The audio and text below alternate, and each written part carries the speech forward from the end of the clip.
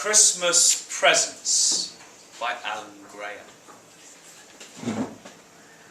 Oh dearie, this is for your birthday and Christmas.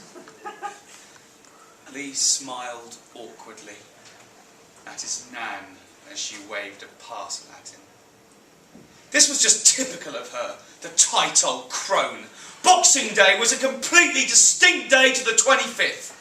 There was no reason at all why she couldn't fork out for two different presents. Thanks, Nan, he replied, as sincere as he could make it. And just when he felt it couldn't get any more disappointing, he unwrapped his present to reveal a hideous, itchy blob of an oversized woolen jumper.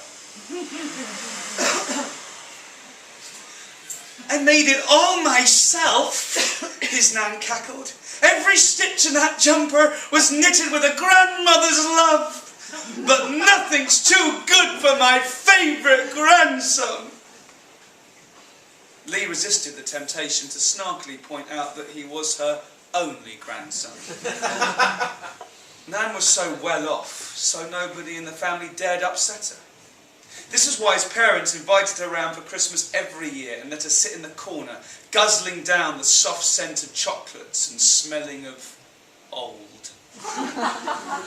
Nan loved Christmas and all the tacky nonsense that came with it. So, like a dutiful heir, Lee went through the motions. He donned the jumper and pretended he liked it. He even assured his nan that the hideous green and brown splurges that covered it did actually look like Christmas trees, and not, as he wanted to say, the inept woolly scrawls of a craggy-fingered, near-blind old hag. The awfulness didn't stop there, though.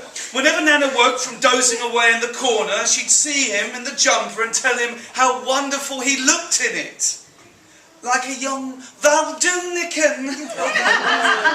Keep wearing that and you'll have a nice girl in no time.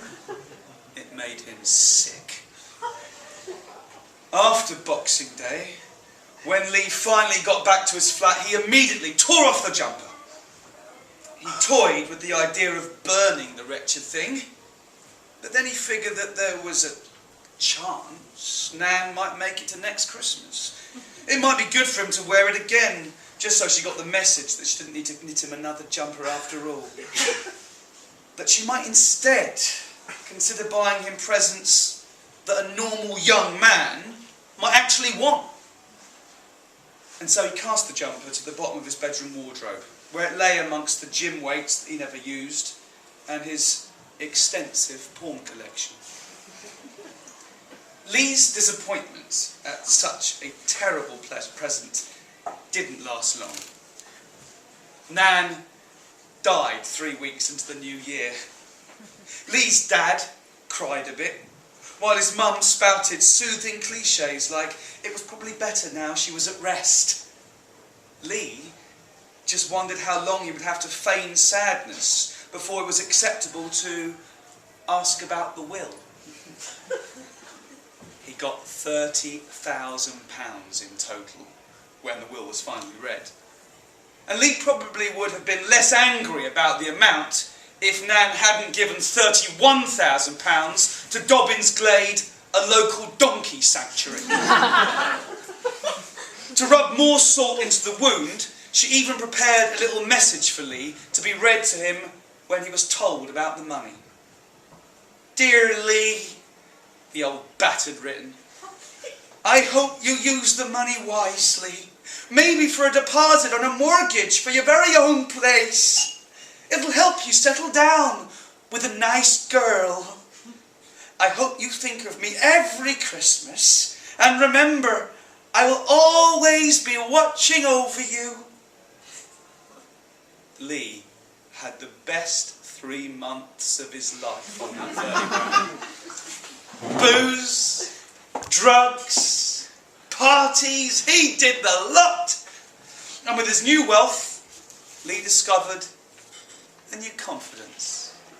He Lee bought himself the finest designer gear, and emboldened by his expensive new image, he managed to successfully ask out a woman in a club who could almost pass for a model. Not a major international one, but certainly good enough to dance around wearing a tastefully skimpy outfit in an M&S advert. Of course, the first thing Lee did when he returned to his flat after arranging their date was realise quite how messy it had become. During his many weeks of indulgence, tidying had not been a priority. The result being that his carpet had disappeared under the party detritus and half-eaten takeaways. There was no way he was going to be bringing back his date to a place like this. So, driven by desire, he spent a good few hours cleaning the flat, chucking out all his rubbish into one giant bin liner.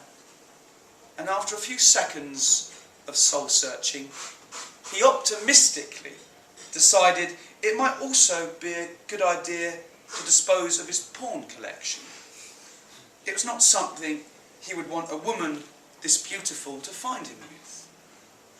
Opening the wardrobe, he saw Nan's jumper. Well, you can fuck right off, he laughed, casually hurling the Christmas abomination into the bin liner alongside the magazines. And then he felt a wave of anger. The jumper reminded him that he had spent nearly all of his inheritance, while useless donkeys enjoyed the good life on what should have been his money. It was at this point that Lee decided to have a spot of revenge. Instead of heading to the local municipal dump, he waited till it was dark and drove quietly to the sanctuary. With one mighty effort, he hurled the bin liner over the wall and heard the satisfying squeal of a traumatised donkey on the other side. And then he snuck back home, ready for his hot date. And the evening began incredibly well. The near model was suitably impressed by the fake reasons Lee gave for his wealthy appearance. He mentioned his numerous business concerns and dropped in a few impressive lines he picked up from watching The Apprentice. By 10:30, things seemed to be going in the right direction, and he suggested that they retire to his nearby flat. It's nothing special, he apologised modestly. I just use it when international business dealings take me here to Ipswich. She cooed. And 15 minutes later, they were kissing passionately on the sofa. Oh, what was that? The near model leapt up from the sofa mid-kiss, nearly taking half of Lee's bottom lip with her. Do you have like a pet? She asked. Because I've got a cat. And what I heard sounded exactly like it does when Beyonce climbs in from the open window. Lee assured her that he definitely didn't have a cat. And the kissing began again in earnest. Until... Yeah, I definitely heard something that time. What if a fox has snuck in? Or a bat? I don't want no bat in me hair. Lee realised that we'd have to play the hero, and promised he'd go round checking all the rooms. She seemed reassured by that, and added she would take the opportunity to freshen up in the bathroom. Lee walked round the flat and found nothing. Yeah, the small kitchen window was open, but there was no sign anything had got in. He slammed it shut and returned to the sofa. Lee tried to sit himself down on it in a way that showed he was both fantastically cool and relaxed, while simultaneously erotically dynamic. He sat and waited. And waited. Just when he was about to get up, he heard the bathroom door open with a bang and footsteps race to the front door. I've just remembered, the near model was gasping. I've got a thing to do first thing tomorrow. I must dash. Lee began walking towards her. Babe, what's up? Stay back! She motioned with one hand, the other still struggling with the door handle. You're one of them dangerous nutters, you are! And with that, she was out, slamming the door loudly behind her. For a moment, Lee stood shocked. Then he heard a quiet thud coming from the bathroom. Maybe there had been something in the flat after all. He slowly pushed open the bathroom door and peered in. The place was certainly not how he'd left it. The large mirror was covered in torn-up images of naked women that he recognised from the magazines he'd thrown away. More than that, individual letters had seemingly been torn from the same pages and used to fashion a message across the shower door. It read, "What's a lovely girl like you doing with a man like Lee? You could do so much better. A nice man with prospects. Not some perverted donkey hater!" The last bit had been underlined in red, with what on closer inspection appeared to be mouldy pizza topping. Then Lee heard a crash from elsewhere in the flat, and all the lights went out. In the blackness, Lee reached for his phone and turned on the small torchlight. He shined the light in front of him and started making his way towards the fuse box. Suddenly, something scuttled across the beam of light in front of him. He jumped backwards, dropping his phone. The flat was once again plunged into darkness. Lee quickly knelt down, reaching with his hands towards the dull light coming out from under the phone. But before he got there, he felt something brush against the tips of his fingers. Something woolly. He gasped, grabbed his phone and flicked it over, shining the full force of the phone's light at the creature. And that's when he saw it. Nan's Christmas jumper. Its arms twisting and folding like in some diabolic stop-motion cartoon. He fell backwards with a scream. Lying on the ground, he felt the snake-like arms of the jumper wrap themselves round his left leg, squeezing the shin. He kicked madly to shake the thing off while shifting himself awkwardly, head first across the floor with his remaining limbs. But he soon ran out of floor, his shoulder slamming into a cupboard, sending it crashing down beside him and scattering its contents everywhere. Lee screamed as the sleeves slithered round his neck like an itchy woolen snake. Then his flailing hand grabbed one of the items that had fallen out the cupboard, a tube of some kind. He gripped it tight and began hitting the jumper with it. Lee felt the stranglehold loosen. Then the jumper seemed to fall back. Gasping for air, he stood up, waving in all directions to keep the evil knitwear at bay. But the thing seemed to have gone. After about an hour, he managed to get the lights back on and glanced at his weapon.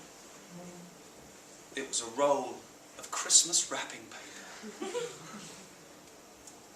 That wasn't the last Lee saw of the jumper. Every now and then, in the middle of the night, he'd hear the thing creeping around. Occasionally, he'd catch sight of it. He quickly learned from that first night what he needed to keep Nan's vengeful jumper at bay. Christmassy things. Like wrapping paper, decorations, holly stockings, Christmas cards, tinsel fairy-like paper chains. The list went on. And so, Lee started putting them up earlier and earlier each year. And then one day, in late August, just after he'd finished plastering his flat with festive cheer, there was a knock at the door.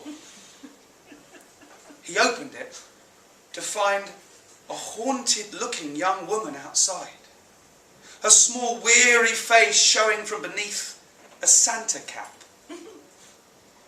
She looked him direct in the eyes. "You too?" she asked. "Did you mock a grandparent's Christmas wishes?" And they understood each other immediately. She started crying. "Did you know," she began, "that there are many, many like us?"